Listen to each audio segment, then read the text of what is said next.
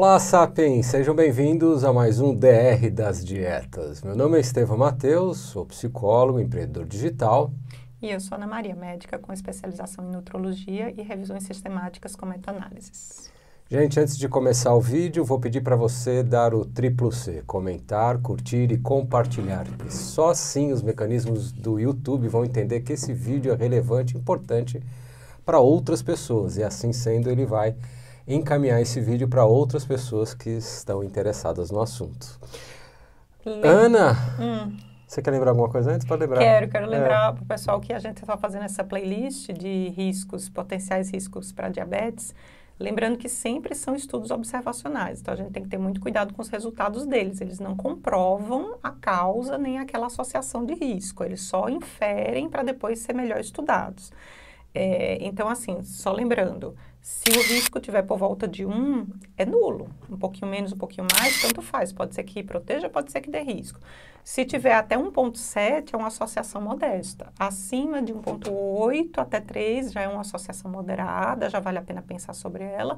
E acima de 3, como o Bradford Hill falava, aí sim é uma associação forte que a gente tem que pensar, puxa, essa associação, ela pode existir realmente, pode não estar influenciada pelas confusões, né? Porque tem muito fator de confusão, principalmente alimentar, né?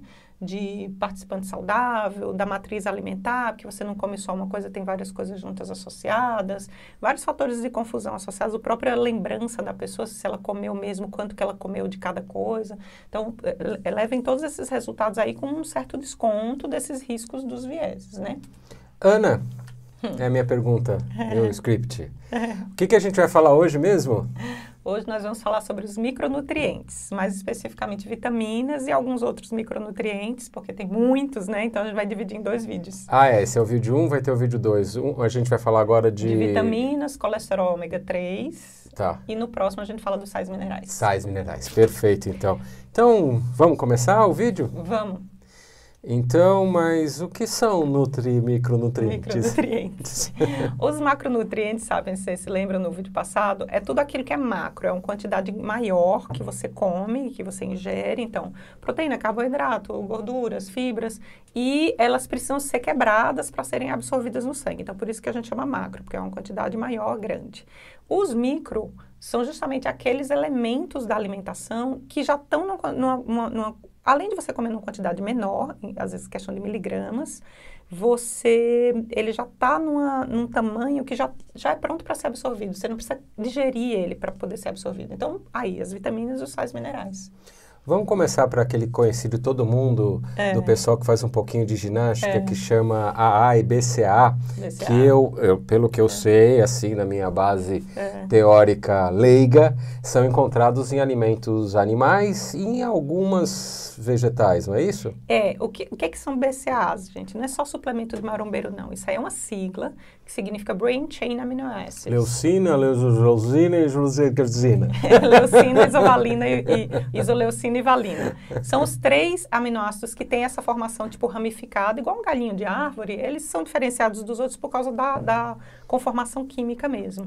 Mas eles são muito importantes porque são eles que avisam para o seu músculo não desmanchar ou crescer.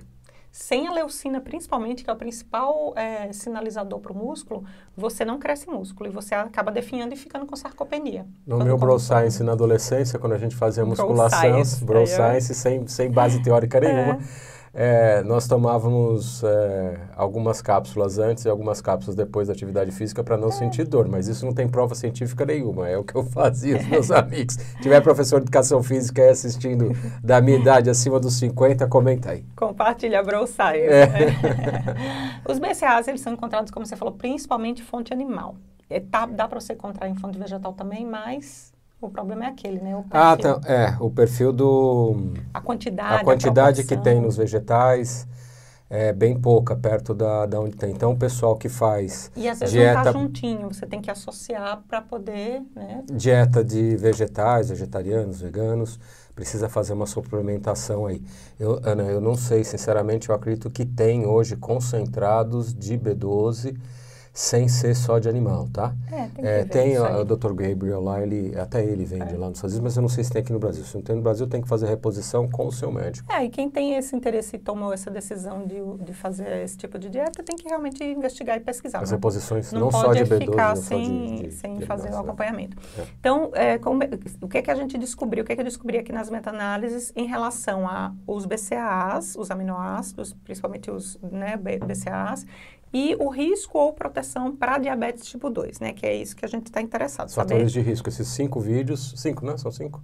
6, vão dar 6 vídeos, 7 vídeos. 7 vídeos sobre riscos relacionados a diabetes, né? Diabetes. E todos os nutrientes, os padrão fatores de risco, alimentar, essas coisas. Doenças e né? tal. Então, assim, teve 3 meta-análises que viram os BCAAs, né? A leucina, isoleucina e a valina. Teve uns que viram também quantidade geral de aminoácido, né? No geral, o que é que eles deram? Ou eles deram uma tendência bem discreta à proteção ou uma tendência bem discreta a risco. Então, o que é que o Bradford Hill fala sobre isso?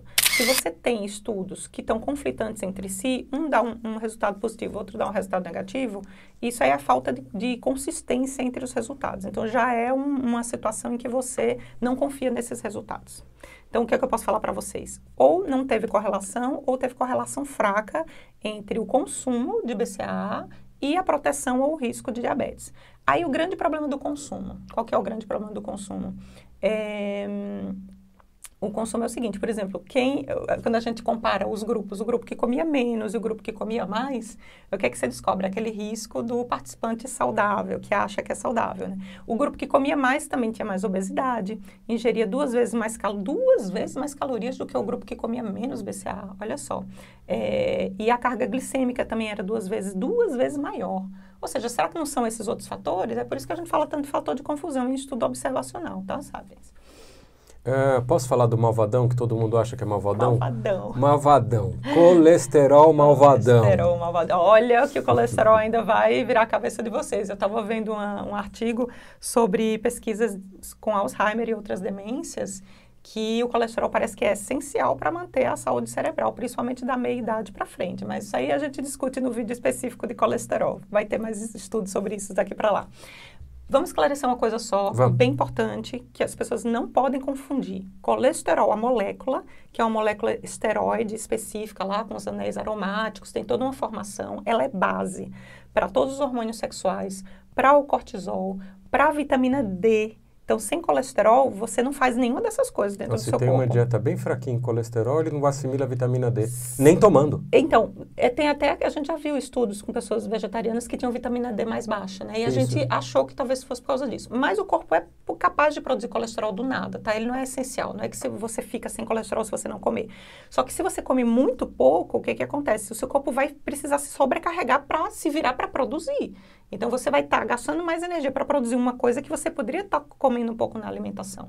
Então, por exemplo, a alimentação do colesterol não é totalmente culpada se você tem colesterol alto ou baixo. Até porque, segundo o esclarecimento, o colesterol do sangue que você dosa no seu exame não é o mesmo do colesterol molécula. As pessoas confundem muito isso e dá um nó na cabeça das pessoas. O colesterol que dosa no sangue não é o colesterol molécula. Ele é muito indireto. Ele é o barquinho que carrega colesterol, vitamina D, todas as vitaminas lipossolúveis, todos os ácidos graxos, Complexo B tá indo aí, os então. triglicérides. Oi? Complexo B tá indo? Não, é hidrossolúvel. Hidrossolúvel.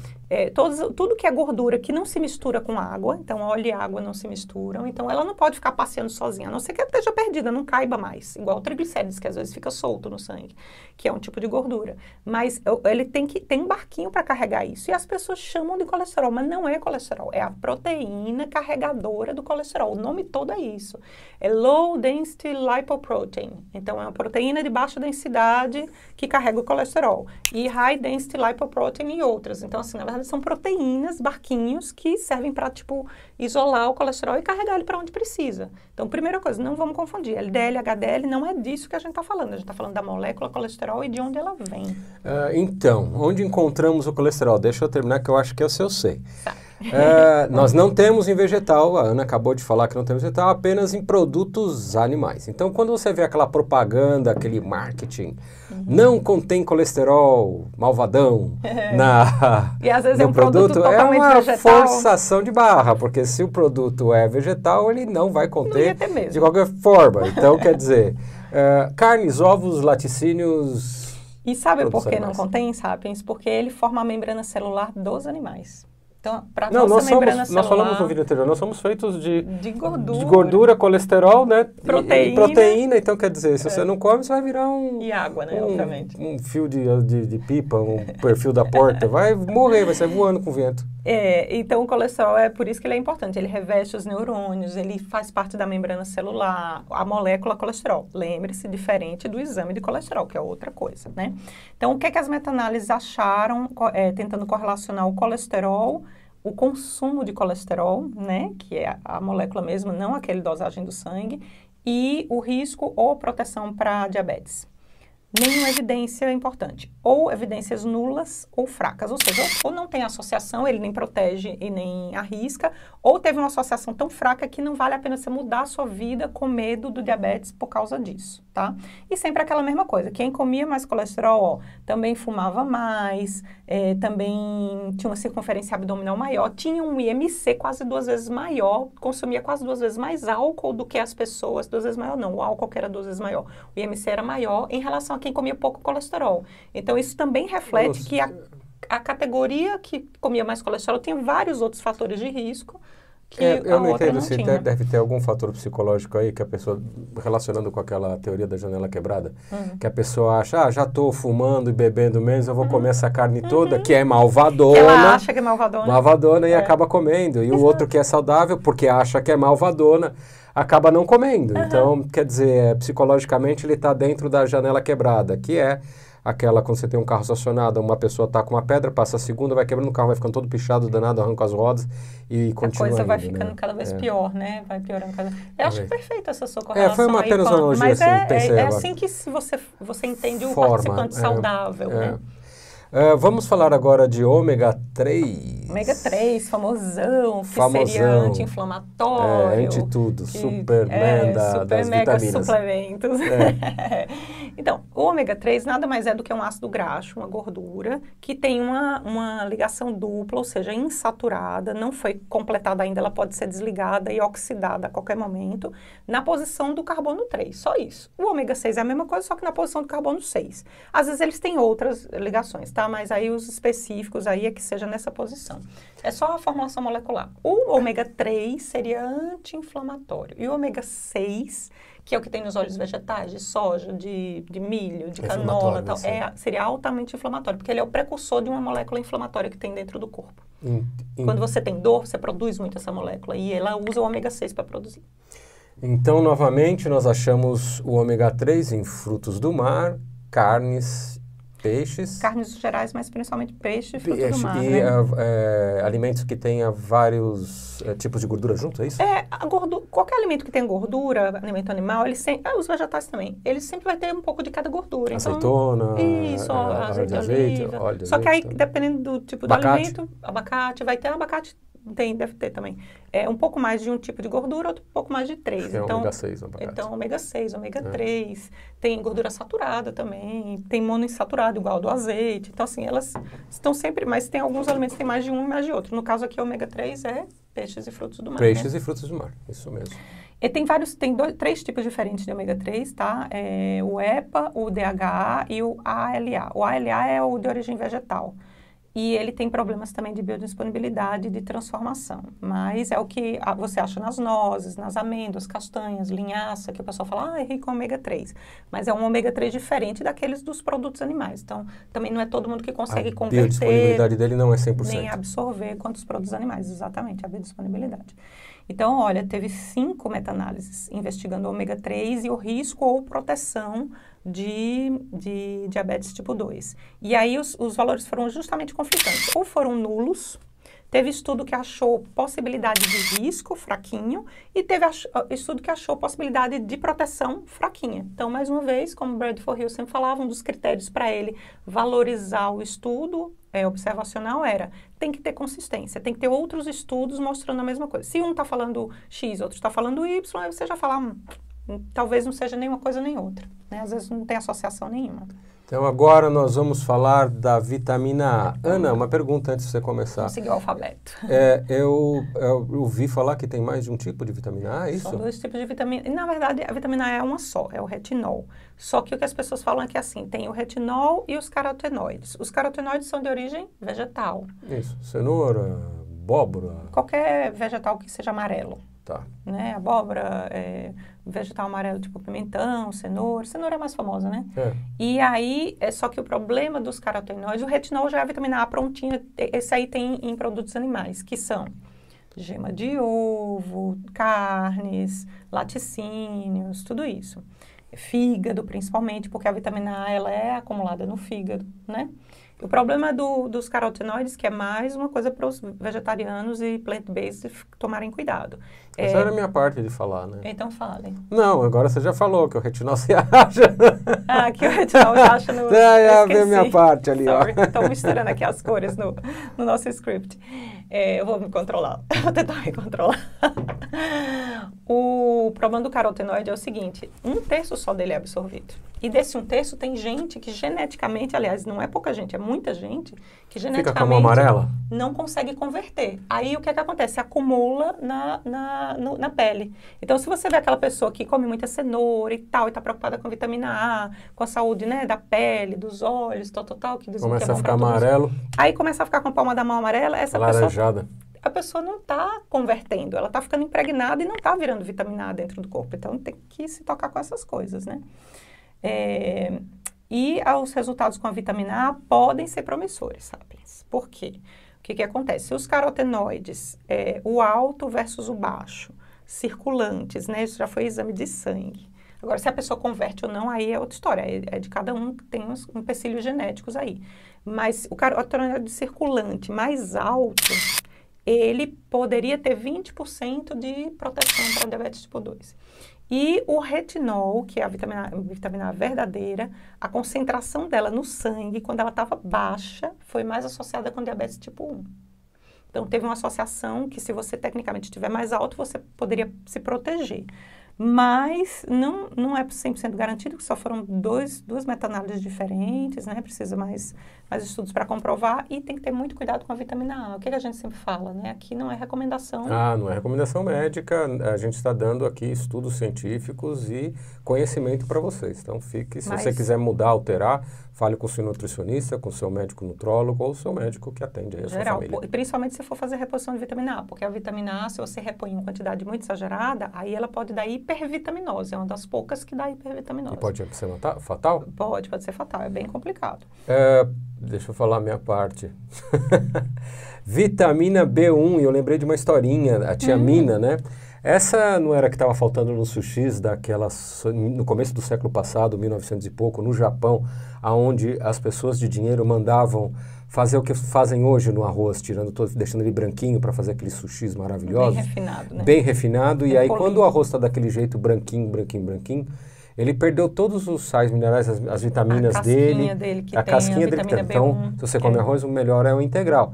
Porque tem isso daí. E aí eles começaram a ficar com uma doença de beriberi. É da loucura isso? Ela pode tanto afetar a parte neurológica quanto a parte cardiovascular. E aí eles perceberam que estava todo mundo ficando. Mas só o pessoal de dinheiro que tinha lá, né? Porque o pessoal mais pobre não comia esse arroz refinado. É porque tem um outro agravante. Se eu não me engano, eu acho que é a mesma enzima. No peixe cru, o peixe cru tem uma enzima que se liga com a vitamina B1, não deixa ela ser absorvida, ou inibe a absorção dela de alguma maneira. A mesma coisa tem na clara crua do ovo. Então, acho que é avidina o nome dessa enzima, eu não tenho certeza, depois a gente pesquisa melhor.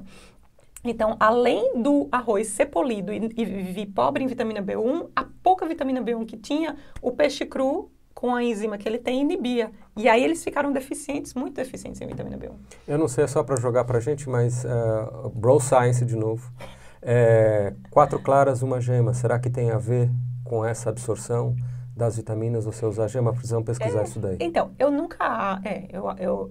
Porque o pessoal falava, vai comer a clara para ter as albuminas, as coisas todas, e tem que comer uma gema junto em cada 4 claras. Olha como eu penso. Você não vai desperdiçar o alimento. Sapiens, o ovo, metade da proteína dele está na gema. E quase todas as vitaminas estão na gema. E a clara serve para proteger o núcleo daquela célula que é o ovo. Então, é lá na clara que tem essas enzimas. Se você cozinha, você desativa as enzimas. E aí você tem a absorção completa. Mas esse pessoal que faz shake de ovo cru, não sei o que, realmente tem que ficar preocupado com isso. E a pessoa que fica jogando fora a gema para comer sua clara, está desperdiçando metade da proteína e quase todas as vitaminas que tem no ovo. Para que fazer isso? Se a natureza já arrumou prontinho para você, né? Do jeito que é para ser mesmo, né? Você disse que a falta de vitamina B1 traz dor no corpo inteiro. Isso será que pode ser confundido com neuralgia? Ou dá uma neuralgia... Ou fibromialgia. Fibromialgia que dá... como é que fala? Que não é crônica, né? Que acontece só porque a pessoa está com falta de vitamina B1 e depois se ela repor, some. Olha, a fibromialgia é uma doença que precisa muito estudo ainda para ser investigada. Por que a pessoa fica com dor no corpo todo? Uma das coisas que a vitamina B1 faz, que é uma das coisas mais importantes que ela faz no metabolismo, é que ela é necessária como cofator para a entrada da glicose no ciclo de Krebs da formação da energia na mitocôndria. Sem ela, a glicose não entra no ciclo de Krebs e ela vai ser desviada para o lactato.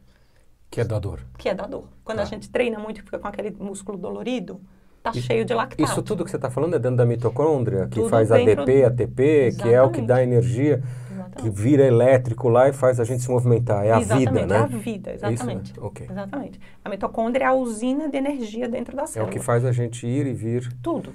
Subir, Pensar, descer, ir para lá e para cá. Se mexer, tudo. Seu coração bater. Então, o que acontece? Se você gasta muito essa vitamina B1, que você está muito dependente de usar só carboidrato, e está entulhando aquela mitocôndria de excesso de energia. Quem come muito, é muito mais do que o que gasta, e também esse muito mais do que o que gasta é baseado em carboidrato, vai secar as reservas de vitamina B1. As vitaminas do complexo B, elas não fazem reserva igual as do D, igual a vitamina A. Você tem que consumir todos os dias. Então, pode estar havendo uma epidemia de desnutrição, que às vezes você olha para a pessoa e você não acha ela desnutrida porque ela até é obesa, mas por causa de pouco consumo desses micronutrientes, excesso de consumo de caloria e excesso de consumo de carboidrato. Você esgota a vitamina B1 e aí a glicose não entra mais na mitocôndria, a mitocôndria já está sobrecarregada porque é muita energia mais do que o que você precisa naquela célula e desvia para o lactato, e o lactato gera dor. Então, será que isso tem a ver com aquela dor generalizada que algumas pessoas têm de fibromialgia? Uma equipe italiana estava pesquisando isso, pelo menos até a pandemia, eu acho que eles vão seguir com as investigações, e eles conseguiram reverter muitos sintomas com suplementação de altas doses de vitamina B1. E onde se encontra a vitamina B1? Carnes, PPPT de porcos. Principalmente de porcos, queijos, fígados, peixes, gema do ovo que a gente acabou de falar, em maior quantidade, cereais integrais, nozes em aço em menor quantidade, biodisponibilidade. Tem algumas frutinhas que tem também, mas bem menos, né? Umas frutinhas, algumas, que eu não sei quais são, você sabe? Eu não sei, ele só falava assim, algumas frutas, eu não fui atrás, não. E aí, o que aconteceu? Achamos uma meta-análise correlacionando, associando, né? Na verdade, não houve aquele acompanhamento para saber a quantidade de vitamina B1, e eles viram a concentração da tiamina no sangue, da vitamina B1 no sangue, e associaram se a pessoa tinha diabetes ou não tinha diabetes. E aí eles viram que a menor concentração de vitamina B1 estava mais relacionada com risco. Ou seja, quando você tinha mais vitamina B1, você teria menos possibilidade de ter diabetes. Legal. Só que os estudos, como eu falei, não foram tão bem feitos a longo prazo, tudo, né? E aí, vamos lá para a próxima também. Vitamina B12, praticamente só em produtos animais. Essa aí... Na verdade, só existe em produtos animais quando são processados, não é isso? Quando o produto vegetal é processado, aí eles adicionam, eles enriquecem. Entendi. Ou seja, a indústria destrói o alimento, transforma em outra coisa que não é comida. Que tem vários motivos. Para durar mais, para... Mas estamos falando do que é nutrição e do que não é nutritivo, né? É verdade. Então, o que acontece? Transforma o trigo naquela farinha, transforma o arroz naquele arroz refinado. Então, tudo sem a casquinha, onde tem todas as vitaminas. Onde teria as vitaminas, ele jogou fora. Aí ele tem que jogar de novo dentro. Por isso que vem escrito, né? Você compra lá o cereal da caixa coloridinha, adicionado vitamina fortificado com A, B, C, D, Z, B12, B6, blá, blá, blá. Isso aí já é um péssimo sinal, porque se a indústria precisa fortificar de volta, é porque ela já destruiu tanto aquele alimento E ela já sabe as consequências de não ter essa reposição, né? Porque já tem estudos, E né? também tem legislação no Brasil, da Anvisa, sobre isso, né? Então, a obrigação, às vezes, de fortificar certas coisas, né? A vitamina B12, eu não encontrei estudos sobre diabetes tipo 2, nem tipo 1, só sobre diabetes gestacional, porque é uma preocupação muito grande a pessoa já entrar na gravidez com deficiência nutricional, entendeu? Principalmente de ferro, vitamina B12, que mostrou que tem várias consequências para a gravidez e para o feto, né, e para o recém-nascido. Então, essas duas revisões sistemáticas que a gente achou, elas justamente se completaram. Uma viu que uma concentração melhor de vitamina B12 protegia de diabetes gestacional em até 62%. Então, essa proteção já é interessante, é mais de 50%. De DM2. De diabetes gestacional. A gestacional. E a outra revisão sistemática viu quem já entrou na gravidez com deficiência de vitamina B12 e quem entrou normal, sem deficiência. E as pessoas que tinham baixa vitamina B12 já no começo da gravidez tiveram 81% mais risco de desenvolver diabetes gestacional. Esse vídeo é importante. Isso aí é bem importante. Mas não tem meta-análise com com diabetes tipo 2. Só que se a gente pensar na gestação, você lembra do vídeo de diabetes gestacional? Sim, vamos pôr aqui? Agora? Vamos pôr. Põe aí. O diabetes gestacional, na verdade, é uma resistência à insulina, uma intolerância à glicose aguda durante aquela fase de gestação. Então, é muito parecido com diabetes tipo 2. Então, talvez exista aí uma relação. Uma projeção possível da gente pensar do ponto de vista mecanístico, mas não tem estudo sobre isso aí não, sabe? Vitamina D, essa eu sei um pouquinho, é aquela que a gente pega quando a Terra está perpendicular ao Sol, ou seja, meio-dia. Ela coloca essas coisas difíceis para eu falar, para que eu fale. Então é o seguinte, meio-dia dá certo você tomar sol. Aquele solzinho de manhã, quando a Terra não está assim no Sol, está assim, os raios do Sol. Quer dizer, é o Sol que está lá, né? E aí a Terra gira em torno do Sol, né? O Sol fica parado. E aí e tem angulação, então meio-dia e a Terra é redonda. A Terra é redonda, por favor.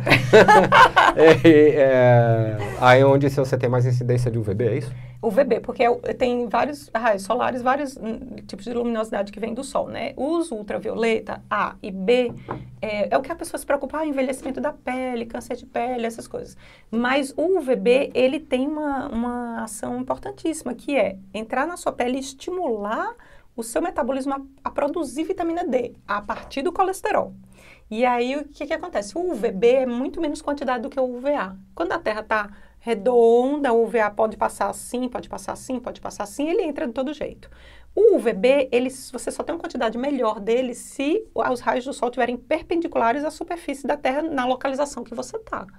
É por isso que o pessoal mais dos hemisférios sul e norte tem mais problema de vitamina D. Não só porque eles são mais brancos, as etnias originárias são mais brancas, já é uma seleção para isso. Eles são muito brancos para poder captar um pouquinho de vitamina B que acontece. Porque pela curvatura da Terra, os raios nunca ficam 100% perpendiculares nesses hemisférios, entendeu? Eles usam lâmpadas, usam... tem vários recursos hoje em dia. Vitaminas, E no caso, eles têm a pele muito clara justamente para poder receber o máximo que eles conseguem.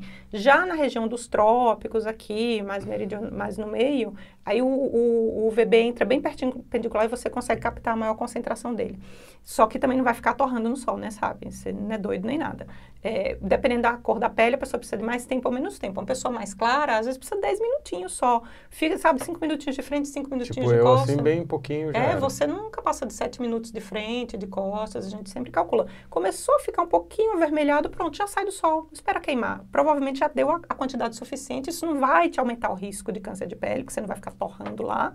E nem de envelhecimento, porque é pouco tempo, mas vai gerar vitamina D. E os alimentos de origem animal, carnes em geral, sardinhas, peixes gordos, laticínios integrais, queijos, ovos, gema de ovo, óleo de fígado, de bacalhau, outros peixes e ostras. A gente fugia, pai saía com manhinha e pai os dois. Mas tudo isso tem vitamina D, porque nos alimentos também tem. É que se a gente puder produzir na pele é melhor, porque você consegue uma concentração maior juntando as duas coisas.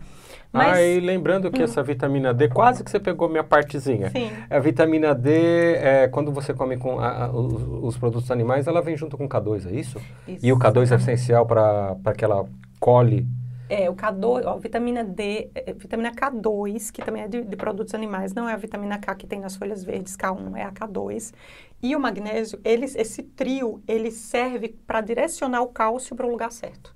Para o cálcio ir para dentro do osso, e não ficar passeando lá, sambando no seu sangue, grudando nas artérias e te infartando e dando aterosclerose. Então, uma dica, quem tem osteoporose é tomar sol. Não dá para tomar só cálcio. Cálcio isolado é perigosíssimo. Não, tomar sol para D3, para o cálcio que está lá formar o osso. Para poder a D3 junto com o magnésio, com a vitamina K2 e ter a alimentação adequada, né? Todas essas coisas que você falou que são riquíssimas em vitamina D. Além disso, tem uma vitamina D que é não animal. Não vou nem dizer que é vegetal, porque ela vem de cogumelo, que é a D2. Mas a D2 precisa ser transformada em D3. Para passar no fígado para virar T3? D3, exatamente. Então, não absorve 100%, não é garantido que tudo que você absorveu você vai transformar em D3. Então, mas é a uma pessoa que come não vegetais animal. e que está achando que está comendo proteína e vitamina no cogumelo, não, D3, vai ter que fazer reposição de qualquer forma, porque vem muito pouco, Tem né? que dosar no sangue, né? O ideal é dosar no sangue para saber. Mas, assim, a D2, ela é até de cogumelo, não é nem vegetal, né? Que o cogumelo é de outro reino. Mas seria de origem não animal. E as meta-análises que compararam, que tentaram ver se a vitamina D dava alguma proteção ou risco, né? Para diabetes tipo 2, ao longo do acompanhamento, o que é que eles viram? Eles viram uma proteção inversa se você fazia suplementação de vitamina D na infância. Isso aí até para diabetes tipo 1. As mães que tomaram na gravidez não viu diferença. Mas as crianças que tomavam vitamina D na infância mostrou até 30% de uma proteção contra diabetes tipo 1. Olha que bom, hein? E as melhores meta-análises não são aquelas que você mede o quanto você come, isso aqui, são aquelas que dosam no sangue mesmo, quanto de verdade você tem de vitamina D3. Então, teve algumas meta-análises de adultos agora, relacionando com diabetes tipo 2, e assim, ó, de 4 meta-análises, de 5 meta-análises, só uma não viu associação, viu associação no ela era de alimentação. Mas as que mediram mesmo no sangue, todas viram uma associação inversa com diabetes tipo 2. Ou seja, o consumo adequado, a dose adequada de vitamina D no sangue, ela te protegeria de diabetes tipo 2. E essas proteções foram bem razoáveis. Inclusive, a melhor meta-análise de todas, tem poucos estudos, só tem 3, sabe? Mas a melhor de todas foi uma que comparou quem tinha pouca vitamina D, abaixo de 30 nanogramas, que é a medida que a gente usa aqui no Brasil. Porque é micronutrientes que a gente está falando, né? Então é bem pouquinho. Então, abaixo de 30 nanogramas é considerado deficiência e insuficiência, se está muito baixo. E acima de 50 é certeza que você está suficiente, porque o ideal recomendado é acima de 40, então acima de 50 está legal. Quem estava acima de 50 nanogramas no sangue, ao longo do acompanhamento, teve uma redução de 76% de diabetes tipo 2. E isso é bem legal, porque mais de 50% vocês já sabem, já dá para você levar em consideração e falar, puxa, isso aqui pode ter uma...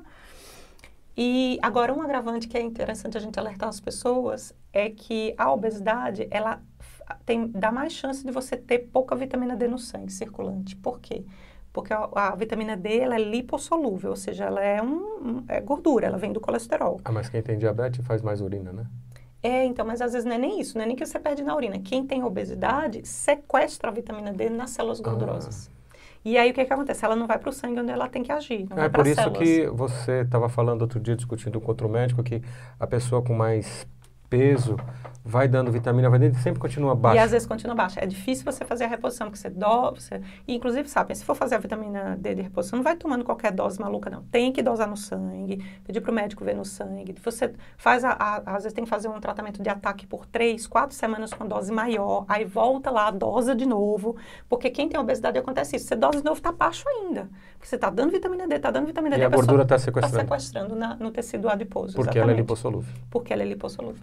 E as outras vitaminas C, K, E, D, B, Z, A, V, e o resto do complexo B? O resto tudinho daqui vem naqueles vitaminas. Não achei nenhuma meta-análise com as outras vitaminas relacionadas com diabetes. Pode ser que tenha um trabalho aí, isso, outro aqui, acolá. Se você achar, Sapiens, algum trabalho interessante, você joga aqui na descrição que a gente olha. Mas meta-análise mesmo não achei nenhuma. É por isso que a gente só falou dessas. Tá? Ana, vamos fazer um resumo bem rapidinho de presente pro pessoal? Alguma coisa assim que é VapVupt, porque sobre esse vídeo já está grande. Sobre as vitaminas. Vitamina A pode ter um efeitinho, mas não é 100% comprovado e não é forte. Um efeitinho de proteção, tá?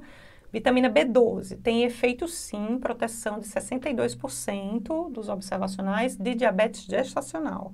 Então, pelo amor de Deus, não entrem numa gestação com deficiência de vitamina B12, nem de ferro.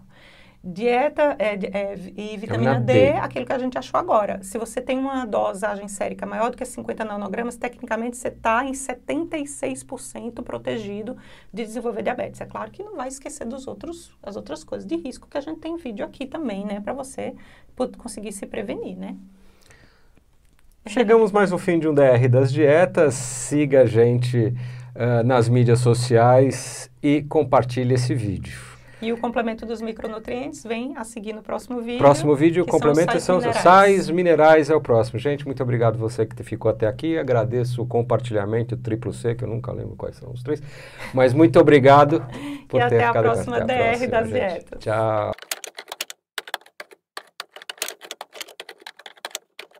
De novo. Ana, o que a gente vai falar hoje? A gente vai dar continuidade à nossa série de vídeos sobre fatores de risco para diabetes tipo 2, né? Na esperança de que, uma vez a gente sabendo os fatores de risco, né? Os exames a gente vai falar, você possa tentar se prevenir do diabetes, se você não tiver ainda.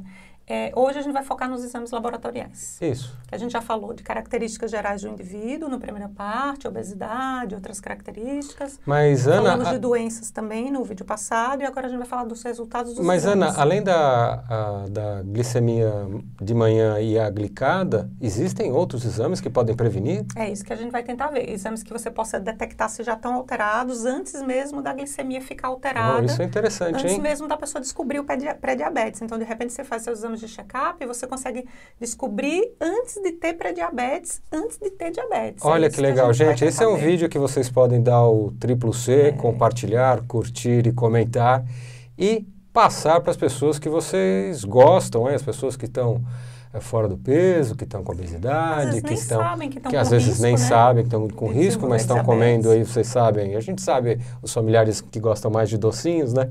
Ou de farinha. Ou de farinhas, tal. Passa para frente o vídeo aí, é importante. Lembrando que, por que a gente pede para isso? Além de, lógico, seria uma gentileza de vocês e sendo gratuito, existe uma coisa que se chama algoritmo, e esse algoritmo é a ferramenta do YouTube para medir se o vídeo está trazendo conteúdo, e a gente sabe que o nosso vídeo traz conteúdo, mas vocês que precisam avisar.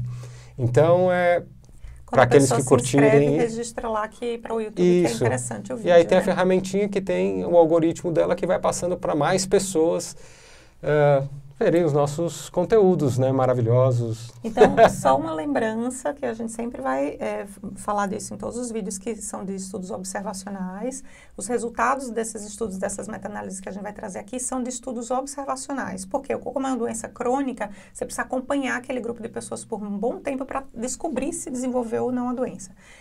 A questão com esses estudos observacionais é que o resultado da força de associação, que é aquele risco relativo, aquelas falamos no vídeo passado, né? A gente está sempre falando em todos os vídeos, se vocês se lembrarem. Um risco relativo de 1, qualquer coisa é muito pouco para você definir que aquilo ali realmente tem uma causa, que o fator é a causa da doença. Então, assim, o ideal seria acima de 3 vezes de risco. Então, a gente vai sempre pontuando para vocês, quando for 1, qualquer coisinha, assim, não vale a pena ficar se preocupando com isso, em estudos observacionais. Então, vamos sempre lembrar dessa ressalva. E vamos deixar o quadrinho aqui só para vocês se lembrarem. Então, força de associação importante. Agora, vamos pôr? Vamos deixar o quadro. A gente vai colocar em todos os vídeos para as pessoas lembrarem. Olha, força de associação moderada, ali acima de 1,8, 2, ok. Já vamos pensar que isso aqui pode ter uma força razoável, pode estar associado com a doença. Acima de 3, então, já é bem característico, precisa sempre de mais estudos de intervenção, mas o que a gente tem para hoje são os observacionais, né? Colesterol. Tá, vamos começar os exames. Então, exames de check-up. Você chega lá no seu médico, fazer o check-up anual, pede um bocado de exame, aquele trolho de exame. Primeiro, que todo mundo se preocupa mais, colesterol. Ai, meu Deus, meu colesterol tá alto. Colesterol total. 2 revisões sistemáticas com meta-análise, só que foram localizadas. Eu não encontrei nenhuma mundial. Então, assim, tem um só na Etiópia, um estudo só da Etiópia, outra com um estudo só na China. Não mostraram uma correlação importante, mostraram uma correlação fraca ou modesta com o desenvolvimento no futuro de diabetes. Porque o colesterol total, na verdade, são várias frações diferentes. Então, por isso que, na verdade, ele sozinho não conseguiu predizer com força se a pessoa vai ter risco de diabetes no futuro. Triglicérides. Triglicérides. Aí você pegou a chave da questão. De onde vem esse nome? O triglicérides. Triglicérides. A gente pensar assim, mesmo não sendo médico, vem de açúcar. De glicose. Mesmo as pessoas, a glicose, mesmo as pessoas achando que o triglicérides tem a ver com a gordura que você ingere, tem a ver, a gente sempre repete isso, vamos frisar. Aqueles que assistem vão saber. Metabolismo do açúcar. Metabolismo das farinhas, carboidratos, amidos, glicoses, açúcares, doces e bolos. Porque a glicose que sobra, que você não usa, quando você come uma quantidade de comida que tem carboidrato, e você não usa para o seu gasto energético, nem nas suas células, nem nos seus esforços do dia a dia, aquela glicose, ela não fica sambando no sangue, senão você vira diabético. Então, o que é que o corpo faz? Ele estoca sob forma de gordura, chamada triglicérides. Tá? Então, toda vez que o triglicérides estiver alto, ao invés de a pessoa ficar se propondo, estou comendo muita gordura, não, é porque está comendo muito carboidrato. E gordura e carboidrato junto aumenta a fome. E aí eles aumentam mais a fome e engordam mais, né? Posso falar outro? Não, ainda mas vamos ver os resultados. Resultados. Olha, algumas revisões sistemáticas mostraram uma correlação de 2,4, ou seja, uma correlação moderada. Mas eu achei um estudo grande, novo, bem feito, acompanhou as pessoas por 5 anos, eu acho que é russo. E não é uma meta-análise, porque eu não encontrei uma meta-análise global que falasse especificamente disso, né? Mas tem várias coortes no mundo, nos Estados Unidos, então na Rússia, nos países nórdicos, na China, em vários lugares, acompanhando pessoas. E esse estudo, ele mostrou que triglicérides acima de 150, que o ideal seria não ser acima de 120, né? Mas acima de 150 aumenta o risco em 9 vezes para diabetes. Oxe, 9 vezes é alarmante, hein? É muito alto. Então, é muito difícil ele não ter correlação com o desenvolvimento de diabetes. Ao longo de 5 anos só, em 5 anos, teve 9 vezes mais risco da pessoa que tinha o triglicérides alterado ter diabetes do que quem não tinha. Ok. Posso falar? E a outra metade do... HDL. Então, triglicérides e HDL, sabem, eles andam juntinhos, são coisas diferentes, tá? O HDL é um barquinho que carrega o colesterol e os triglicérides também. E o triglicérides é aquele triglicérides que é dosado fora, que está solto no sangue, que não está no barquinho. O HDL é tipo o barquinho bom, é o que as pessoas chamam de colesterol bom. Então, assim, se você tiver pouco do barquinho bom, isso é ruim. E tem uma métrica que eles fazem, que é uma proporção entre a quantidade de triglicérides e a quantidade de HDL. É como se você me disse a quantidade de náufragos que estão boiando no sangue e a quantidade de botes salva-vida que tem para levar eles. Então, quando você tem muitos náufragos e pouco bote salva-vida, não é bom, né? Não tá legal isso daí. Esse mesmo estudo viu o HDL ao longo de 5 anos e observou um risco, uma chance de 4 vezes, da pessoa que tem o HDL baixo desenvolver diabetes também. Porque, na verdade, o HDL baixo e o triglicérides alto é o reflexo da síndrome metabólica. Reflexo da alimentação cheia de carboidrato. Consequentemente, excesso de energia, excesso de carboidrato. É minha parte. Pode falar. LDL. Que é o que as pessoas chamam de colesterol ruim, né? Gente, o LDL é uma controvérsia imensa, porque o LDL, primeiro, ele não é dosado de verdade, ele é um cálculo baseado no colesterol total, aí tem toda uma fórmula, tira o colesterol bonzinho, o HDL, e aí vê o que é que sobra, mas eles não medem a partícula especificamente, quer dizer, tem exames que medem a partícula, mas são mais caros de fazer, mais específicos, não é o normal do dia a dia. Então, além do LDL ser indireto, não é nem uma medida direta, é uma medida indireta, você não está nem medindo ele de verdade, você está supondo e calculando quanto que ele é. É um estudo de uma coorte muito famosa nos Estados Unidos, chama Coorte de Framingham. Eles observaram, olha só que interessante, que o HDL alto estava protegendo contra a diabetes. Olha que legal. Então, assim, quando você vê um resultado de um jeito, um resultado do outro, você fica, bom, então, o que será que é verdade? Ou seja, a gente não tem confirmação ainda nem que o colesterol total, nem que o LDL tenham efeito no desenvolvimento do diabetes. O resultado que deu foi que poderia proteger o LDL alto. Mas a gente também não sabe se isso é verdade, porque não foram feitos estudos específicos de intervenção para ter certeza disso. Mas até agora que a gente já viu que faz diferença é triglicérides e HDL, que é colesterol bom, né? Agora eu vou falar isso, eu não sei o que é, Gran Turismo? TGP, o que é isso? É uma enzima do fígado. Okay. Então, aqui eu consegui observar... TGP e GGT. E GGT. São 2 enzimas hepáticas, são enzimas, o TGP e o TGO, que é o ALT e AST, que mudou o nome, né? são enzimas mais de agressão aguda e elas são muito inespecíficas. É tanto que o TGP aqui não deu 1,8, ou seja, uma associação moderada, pode ficar um pouco esperto, mas ela provavelmente reflete mais uma sobrecarga do fígado do que propriamente uma coisa específica para o diabetes. Agora, a gama-GT, que é uma enzima que mostra mais agressão crônica do fígado, ela sim teve uma meta-análise de 2018 que achou um risco de 3 vezes maior da pessoa que tem a gama-GT alterada. Ela pode ser um reflexo de gordura no fígado, mas na verdade a gente não está vendo gordura no fígado igual a gente viu no vídeo passado, a gente está vendo o exame específico, a gama-GT. A gama-GT é alterada, sim ou não? Quem estava alterado teve 3 vezes mais risco de desenvolver diabetes ao longo do acompanhamento do que quem não tinha essa alteração no fígado. PCR. PCR é um tipo de exame inflamatório. Esses próximos exames que a gente vai falar agora são exames inflamatórios. Ou seja, eles marcam se você está tendo uma agressão crônica no corpo, metabólica. Aí fica aquela síndrome da inflamação crônica. Não sei se vocês já ouviram falar isso, depois a gente vai fazer um vídeo específico sobre isso. Que não é aquela inflamação aguda, tipo, ai, tô doente, tô com infecção, aí o PCR tá bem altão. Não, é aquela inflamação assim, crônicazinha, devagarzinho, mas tá o tempo todo ali agredindo. E agride os vasos sanguíneos por dentro. Então, isso também pode ser risco de doença cardiovascular no futuro. Ele é usado muitas vezes para medir isso. Mas alguns estudos, algumas meta-análises viram o PCR em relação ao diabetes. E não acharam uma evidência muito forte, acharam uma evidência modesta, de 1,8, mais ou menos 1,7. Então, tá ali no limítrofe, tem que dar uma observadinha, mas não é muito forte ainda não, essa correlação com diabetes não, do PCR. Vou falar um que todo mundo conhece.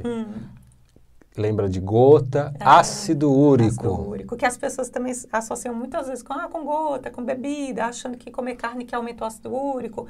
E muitas vezes o ácido úrico ele é aumentado pelo excesso de frutose que está sendo metabolizada no fígado. A frutose, ela é uma molécula que vem junto da glicose no açúcar. O açúcar de mesa tem meio a meio, né? Sacarose é meio... O de milho também tem uma proporção um pouquinho diferente, mas tem. O de coco tem muito mais frutose. E a frutose, quando entra no fígado, o fígado metaboliza a frutose diferente da glicose. Ela não forma energia imediatamente como a glicose. E não é guardada imediatamente. Ela entra no ciclo metabólico parecido com o do álcool. É por isso que, às vezes, o excesso de frutose pode dar fígado gorduroso, mesmo a pessoa não bebendo. Então, fazer aquelas bebidinhas de vodka com suco de fruta é um veneno absurdo. E com açúcar. Então, aí você está, né, nossa, uma bomba. Era melhor tomar só vodka, né? Ainda mais do que o açúcar, do que o álcool, você está sobrecarregando com o excesso de açúcar. Então, agora é aquele exame... O ácido úrico, ele deu uma correspondência moderada, deu 1,6. Tá. E é o exame que, na verdade, é a cereja do bolo, né? Pera um pouco, deixa eu falar cereja do bolo. É o exame que médico nenhum pede. É de insulina. De insulina. A insulina de jejum, junto com a glicose, que faz aquele índice do equilíbrio entre os dois, que a gente já falou nos outros vídeos, se chama índice Roma. É um índice que mede a resistência à insulina que a pessoa tem no corpo.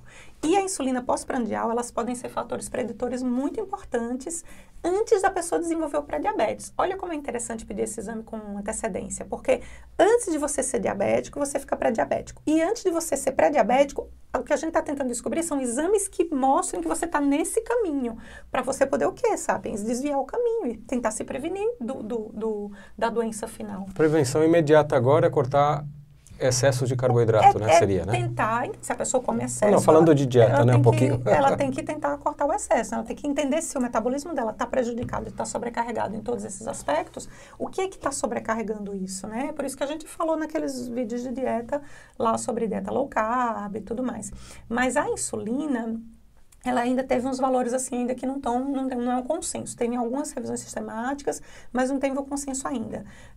Mas um trabalho de uma coorte grande americana, mais de 82 mil mulheres, que acompanha mulheres nos Estados Unidos, se não me engano na Costa Leste, eles viram que a insulina de jejum alterada, ou seja, já maior do que, né, controvérsias, maior do que 8, maior do que 10... Então, essa seria a medida, não passar disso, a insulina de jejum. Já aumenta o risco em 2,2 para a pessoa desenvolver diabetes no futuro. Okay. E o índice Roma alterado, que é o desequilíbrio entre a insulina e a glicose, aumentaria em 3,4 vezes. Aqui já está alto. Então já está alto. O que esse índice HOMA é o seguinte, você está conseguindo deixar a glicose ok, ela está às vezes no limite ok, não está te dizendo que você está nem com diabetes nem pré-diabetes, mas ela só está se segurando ali porque você está produzindo insulina demais para queimar. E aí essa desproporção é que afeta o resultado do índice HOMA. E isso aí aumenta o risco em 3,4 vezes de desenvolver diabetes no futuro. Nossa, é bastante, hein? Então, assim, né, são exames interessantes para a pessoa ver. Eu só achei mais um examezinho, que é aquele das artérias. Exames de saúde arterial, é isso? Qual é esse? É tipo um Doppler que faz nas artérias, às vezes braquial. Não é o do entupimento mesmo, não. É só para ver se as artérias estão duras ou não, porque isso já pode ser mostrar que é um fator predisponente de inflamação crônica, que a artéria já está endurecendo, antes mesmo dela entupir. Mas ele não mostrou nenhuma força de associação boa, não. Foi 1,3, então ainda é uma associação fraquinha. Não dá para ter certeza que influencia, né? Vamos fazer um resumão para o pessoal? Então, o que a gente já viu até hoje nos outros vídeos, que é importante para a pessoa saber e tentar prevenir diabetes? Nós vimos obesidade, ganho de peso na idade mais jovem, predisposição para DM, pré-diabetes, diabetes gestacional. O que é esse OP aí? É síndrome de ovário policístico, as siglas aqui, sabe? Síndrome metabólica, sedentarismo. Tudo isso tem associação bem forte para diabetes tipo 2, sedentarismo, tipo 2, né? Isso, todos esses. Assim, às vezes até 9 vezes mais risco, mas sigam lá nos vídeos anteriores que a gente especifica cada um deles. Vamos colocar um card do playlist? E outras duas coisas que tiveram associação moderada, mas que é uma coisa interessante que você já pode observar, é fígado gorduroso e a apneia do sono. A apneia do sono a gente falou no vídeo passado, hein? Falamos no vídeo passado. Então, agora nesse vídeo, resumindo, o que é que a gente encontrou? Dos exames de check-up todos. Quais os que são mais flagrantes, assim, que a pessoa tem que cuidar? O TG alto, HDL alto e o da insulina. HDL baixo, triglicérides alto, HDL baixo e a insulina alterada. E a insulina alterada. Exatamente. Isso aí. E aquela enzima do fígado também pode ser a gama-GT. É o HOMA, ou também aquele desequilíbrio que você falou também. O desequilíbrio, o HOMA. E a gama-GT, que é a enzima do fígado. Então, esses exames são exames que, se eles vierem alterados, você tem que ficar esperto se você já não está aí no caminho para um pré-diabetes. E do pré-diabetes para o diabetes é um pulo. Se vocês não viram, acompanhem lá nos vídeos anteriores. E então, esse foi um vídeo mais rápido do DR das dietas, porque está escrito aqui, despede você, porque ela coloca cores aqui. Então eu vou despedir. Gente, muito obrigado por você que curtiu, compartilhou. Que acompanhou a gente até o final. Muito obrigado, está de parabéns. Se encontra na próxima DR das dietas. Tchau. Olá, Sapiens! Sejam bem-vindos a mais um DR das dietas. Meu nome é Estevão Matheus. E eu sou Ana Maria, sou médica com especialidade em ginecologia, revisão sistemáticas e meta-análise e em nutrologia. Eu sou psicólogo e empreendedor digital.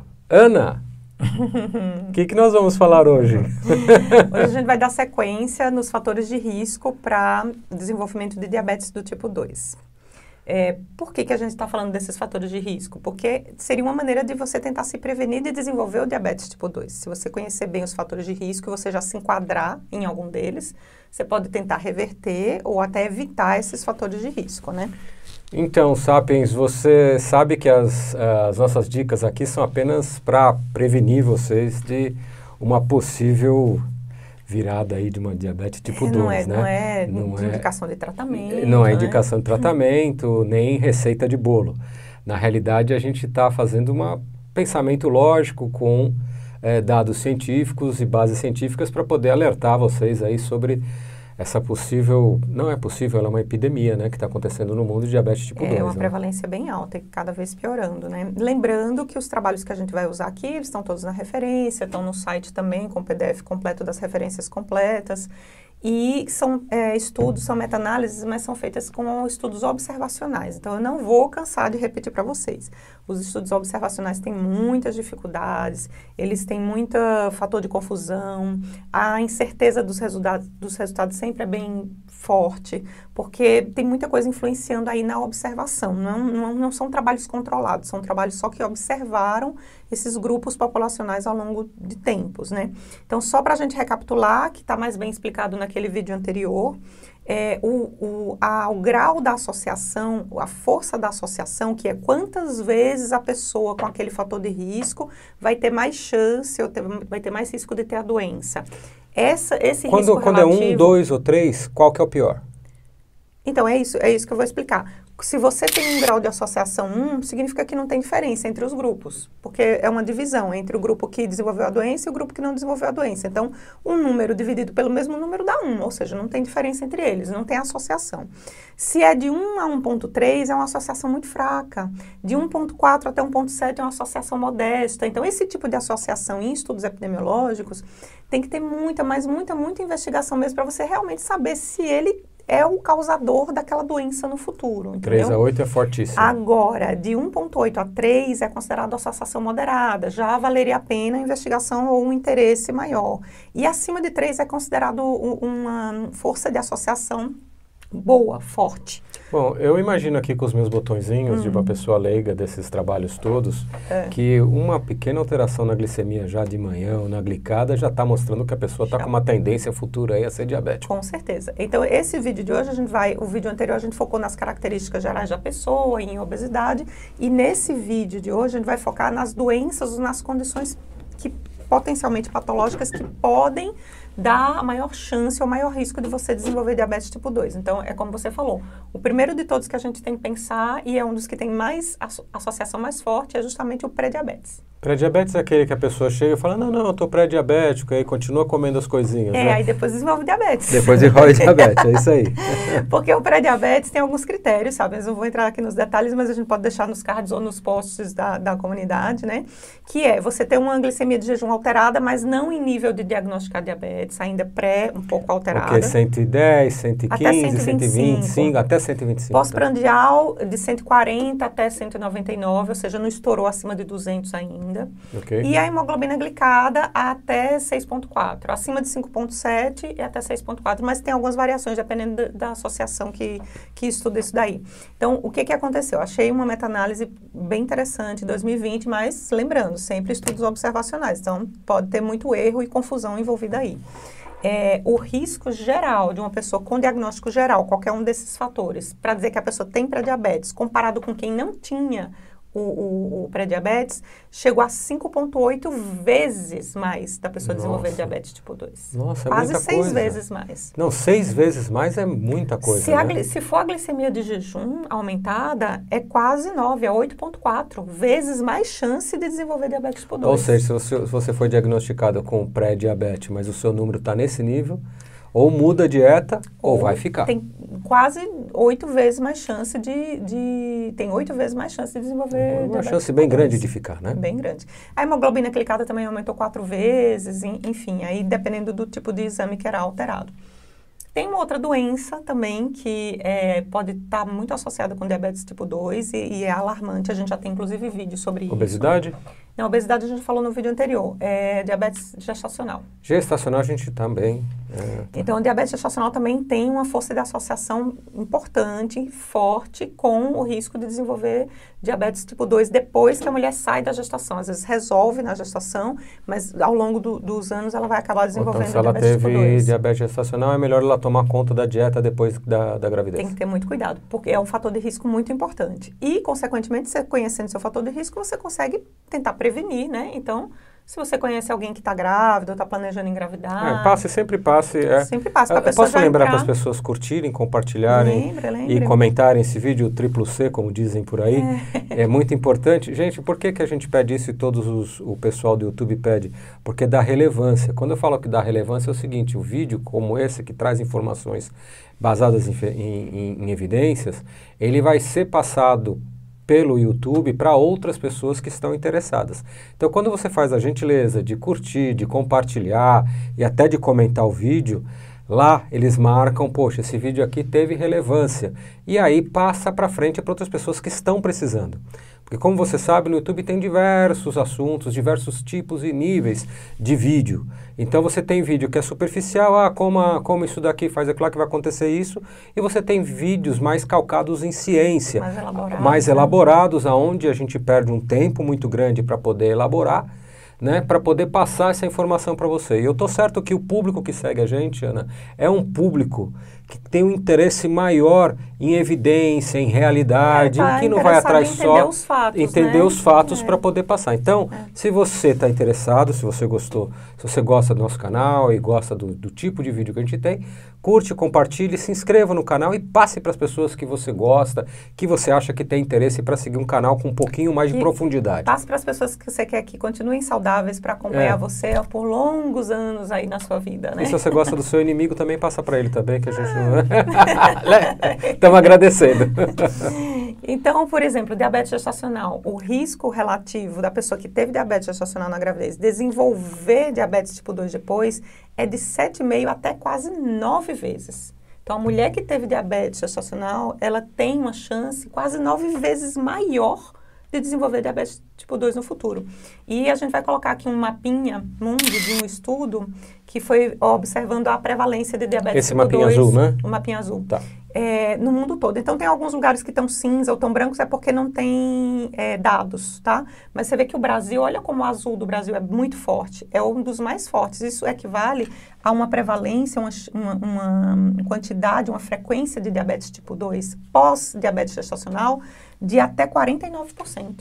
Nossa, ou seja, a América do Sul inteira, só o Brasil tem dados? Só o Brasil tem dados, exatamente. E aí esses dados são quase exclusivamente do Brasil, são 47,7% das mulheres que tiveram diabetes gestacional vão ter diabetes tipo 2 no futuro. Ou seja, quase metade, como a gente comentou naquele vídeo específico, né? Outras situações de glicemia ainda não alterada? Isso daí tem outras situações também tem outras condições. Além de resistência à insulina, esse tipo de coisa? Isso, exatamente. Síndrome metabólica. Ou seja, a pessoa ainda não está com os exames alterados do pré-diabetes, nem do diabetes gestacional, mas ela tem já uma resistência à insulina. Isso aí, sabe, você só consegue descobrir dosando a insulina de jejum. Esse é um exame que você tem que pedir para o médico, porque quase ninguém pede esse exame, né? Mas pode pedir o índice Roma, que já vem as duas coisas. Vem a glicemia e a insulina. Índice Roma é um tipo de exame? É um exame de homeostase dessa proporção entre glicose e insulina. Legal. E, então, duas condições dessa que você comentou, que já são alterações metabólicas, mas que não estão ainda categorizadas como pré-diabéticos. Mas já estão ajudando na intolerância à glicose. Exatamente, estão no caminho. E resistência à insulina são a síndrome de ovário policístico e a síndrome metabólica. A síndrome de ovário policístico é como se fosse uma resistência à insulina bem localizada na região dos ovários, no tecido ovariano, tem dificuldade de ovular, tem uma bagunça danada entre os hormônios. Dificuldade de engravidar também? E, consequentemente, engravidar, muitas vezes, porque tem dificuldade de ovular. Está associada com obesidade central, está associada com bagunça dos hormônios sexuais, e isso influencia na insulina, e uma coisa influencia na outra, e acaba dando essa resistência à insulina. E a síndrome metabólica, que é são os 5 critérios clássicos de resistência à insulina. Então, por exemplo, o risco, a chance da pessoa que tem síndrome de ovário policístico desenvolver diabetes ao longo da vida é mais ou menos de 3 vezes. Então, já é uma força de associação considerável, já tem que pensar sobre isso, já não parece ser só por acaso, né? E a síndrome metabólica também fica entre 3,3 vezes. Ou seja, a pessoa tem síndrome metabólica ou tem síndrome de ovário policístico, às vezes ela nem tem uma obesidade flagrante, mas ela vai ter 3 vezes mais risco de desenvolver diabetes no futuro. Então, mais outros fatores para vocês se atentarem aí, né? Mas a frequência de doenças que aparecem juntos? Também tem algumas doenças que aparecem junto com diabetes, e aí a gente já não tem certeza se elas fazem desenvolver o diabetes ou se elas estão lá por acaso, porque as causas são as mesmas. Eu nem consegui entender minha frase, viu? Eu falei, eu supus. Você só leu o roteiro. Eu não estou entendendo, mas tudo bem, foi. É um exemplo da hipertensão. Ok. Porque a hipertensão e diabetes vem muito casadinho, né? Geralmente, ao longo da idade, você fala assim, tem pressão alta, diabetes, tem os dois, trata os dois. Entendi agora. Mas, às vezes, a gente não sabe exatamente se é a hipertensão que causa diabetes, às vezes o diabetes pode ajudar a desenvolver hipertensão, ou se é porque os dois têm a mesma causa, que é a síndrome metabólica. Okay. Lá atrás, aí os dois desencadeiam a mesma causa. É tanto que os estudos têm valores conflitantes, tem valores desde 1,7, que não é uma associação importante, é modesta, nem deveria ser muito levado em consideração. Às vezes tem estudo até que, meta-análise até que mostra 3 vezes a chance dos dois acontecerem juntos, né? Mas... E aquelas condições que aumentam o estresse, o cortisol, a adrenalina, o cortisona, a bebida de café, também. O glucagon, a hiperglicemia, tudo esse mundo de hiperinsulinemia, né, que fala, né? É porque, assim, sapiens, existe uma cadeia, uma sequência de acontecimentos hormonais que Fight or acontecem no flight, corra ou estresse. bate. Isso, ou bate ou corre. Esse é o estresse, né? É o estresse, a resposta ao estresse agudo, né? Então, o que acontece? Você tem aquele pico de adrenalina, pico de cortisol, os dois estimulam o glucagon, que é o hormônio do pâncreas, se vocês não se lembram, tá lá nos nossos vídeos iniciais de diabetes. O glucagon, ele é antagonista da insulina, ele serve para jogar glicose no sangue, porque você está precisando de energia para fugir ou para lutar, tá? Essa o entendimento biológico da situação. E quando você aumenta a glicemia, se você tiver um pâncreas normal, não tiver diabetes tipo 1, você vai aumentar a insulina também. E aí você fica justamente nessa gangorra, nesse ciclo vicioso aí de estresse. E o estresse crônico pode levar a isso também de maneiras, né, variadas. E outras doenças montes aí, né? E aí, os estudos que avaliaram o estresse foram geralmente estudos relacionados com o trabalho.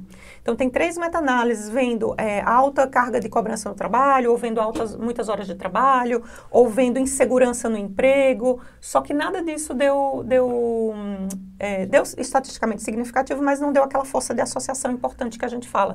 É 1, alguma coisa, 1,15. Eu lembrei de uma coisa que nós tivemos esse problema de não dormir direito.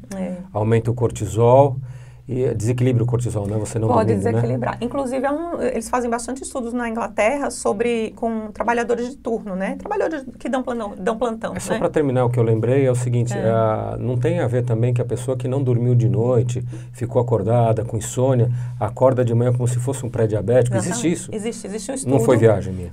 Não, existe estudo específico sobre isso, foi até estudo de intervenção, né? Não de intervenção, mas eles compararam quem tinha tido boa noite de sono e má noite de sono e dosaram os exames inflamatórios, a insulina, a glicemia, tudo isso. É como se a pessoa tivesse um padrão, temporariamente, tá, sabe? Um padrão de quase um pré-diabetes depois da noite mal dormida. Nossa, então se você não está dormindo direito... Então, isso a longo prazo pode ser um pouco complicado. É claro que tem situações que a pessoa não consegue controlar, que faz parte da vida, né? Faz parte da vida. Situações fazem parte da vida. Mas se está uma coisa crônica por conta do trabalho, por conta do excesso do estresse, das preocupações... pequena também, né? Crianças, vai ter que montar uma estratégia para poder descansar. Para poder descansar. E uma condição que é mais concreta em relação ao sono... eu acho que eu lembro essa daí, antes de você falar. É aquela que tem amigo nosso que usa aparelho para dormir. Como é que é o nome daquilo lá? Apneia do sono. Parece um alien. Então, como é que uma das maneiras de você saber que realmente você teve uma noite mal dormida ou que seu padrão de sono não foi bom, é se você tem um diagnóstico de apneia. Se você não está tratando, com certeza sua noite de sono não foi boa. Não acho que você acordou descansado, porque não existe isso. A pessoa que interrompe o sono várias vezes porque não está conseguindo respirar direito, não tem como ela ter um sono bom, a não ser que ela trate essa condição. E a apneia do sono, então, também houve investigação se ela poderia, depois, ao longo do tempo, favorecer o desenvolvimento do diabetes. E eles encontraram algumas alterações, sim. Ela favorece, tem uma chance de força moderada para desenvolver pré-diabetes, ou seja, às vezes a pessoa nem é obesa nem nada, mas pode até desenvolver o pré-diabetes, que é corroborando aquele estudo que a gente falou, né, que a pessoa dorme mal, aí acorda com condição quase como se fosse um pré-diabético. 2,3 vezes mais chance de desenvolver pré-diabetes só de ter apneia. Já moderado. E lembrando de novo, a gente sempre cita do fígado gorduroso não alcoólico. Mas deixa eu terminar do apneia. Claro. A apneia, se a apneia for severa, ou seja, aquela pessoa que acorda mais de 30 vezes ou tem interrupção mais de 30 vezes durante a noite por causa da respiração, ela aumenta mais ainda o risco. Então, quanto mais grave a apneia, 2,7. Ou seja, chegou quase em 3, que é o limite de força boa pra gente. A apneia, quando você fala apneia, a pessoa para de respirar, é isso? Às vezes engasga, às vezes tosse, tá roncando. Exatamente. Puxa vida. Não, existem mortes súbitas, que é mais raro, mas principalmente porque hoje o pessoal está mais antenado, está fazendo tratamento, está usando o aparelho de CPAP, né, de pressão positiva, para poder jogar o ar para dentro. Isso tudo já ajuda. Se você tem apneia, vai atrás do especialista, porque é importante, primeiro, diagnosticar corretamente e ver qual que é o tipo de tratamento mais adequado, né? E lembrando, a doença do fígado gorduroso sem ser alcoólico, que é causada por carboidratos e etc. Pode ser causado por várias coisas, inclusive obesidade, excesso de consumo energético e quando você fala excesso de consumo energético, é mais alimento com muita energia. E esse alimento com muita energia é o carboidrato?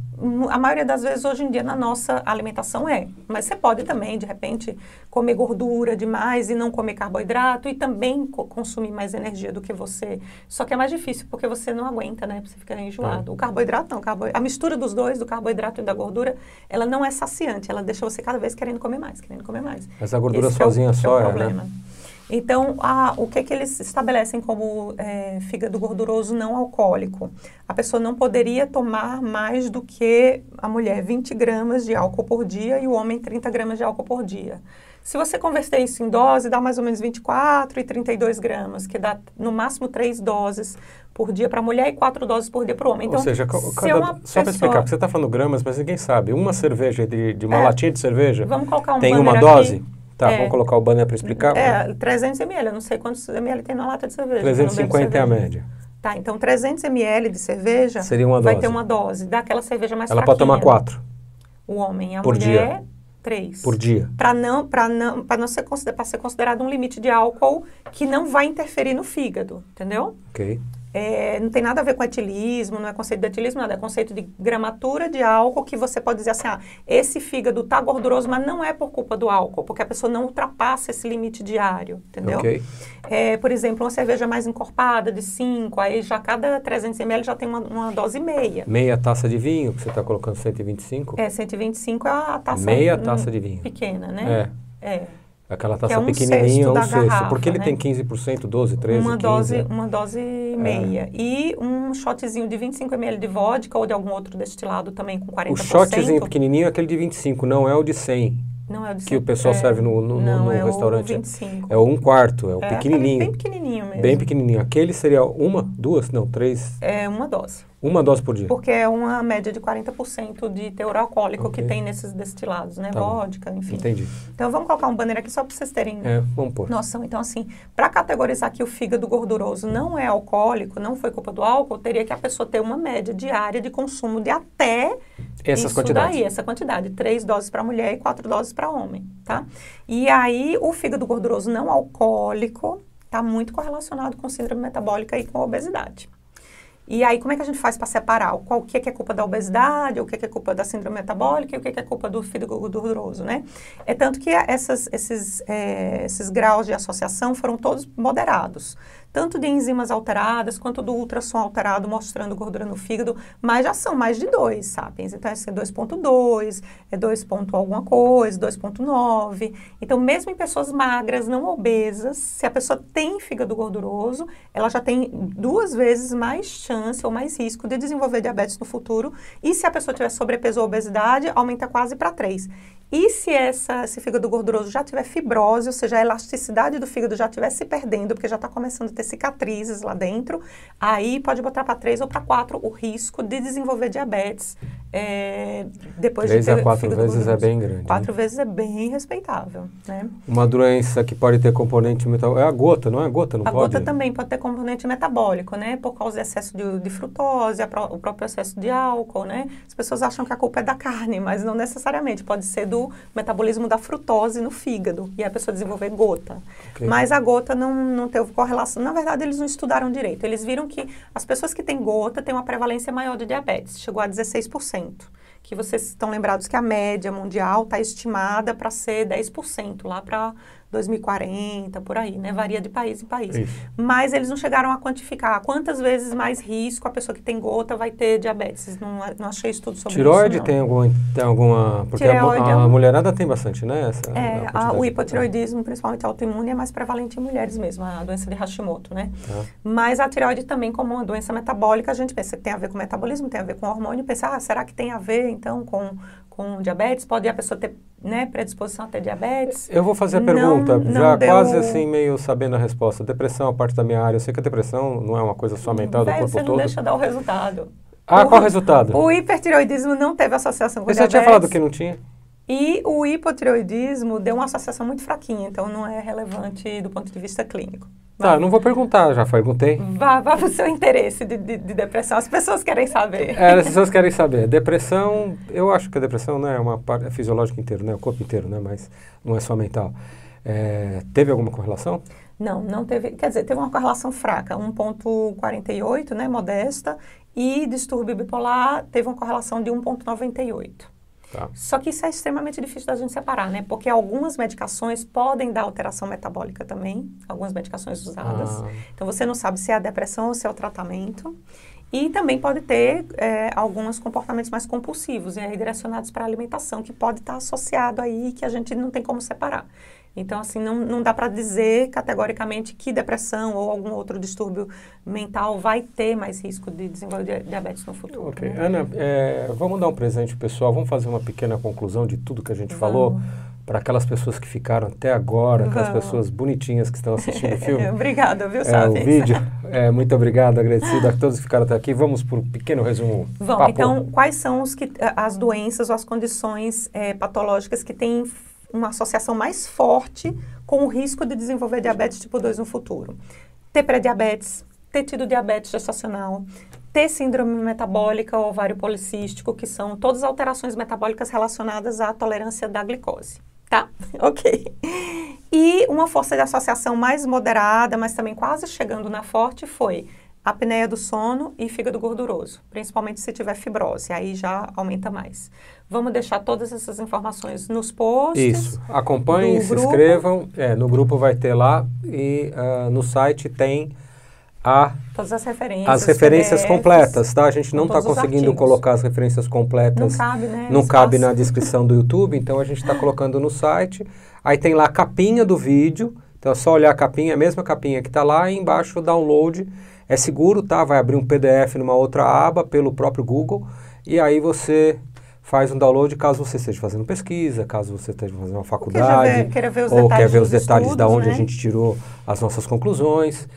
E o próximo vídeo a gente vai dar sequência e vai ser mais focado em dieta e padrão alimentar. Então, o próximo vídeo, que é que a gente já falou de características da pessoa e de obesidade, já falamos agora de doenças que podem estar associadas com o desenvolvimento de diabetes, e o próximo vídeo a gente vai falar de padrões alimentares, dietas ou certos alimentos, se tem ou não tem correlação com maior risco de desenvolver diabetes no futuro. Legal.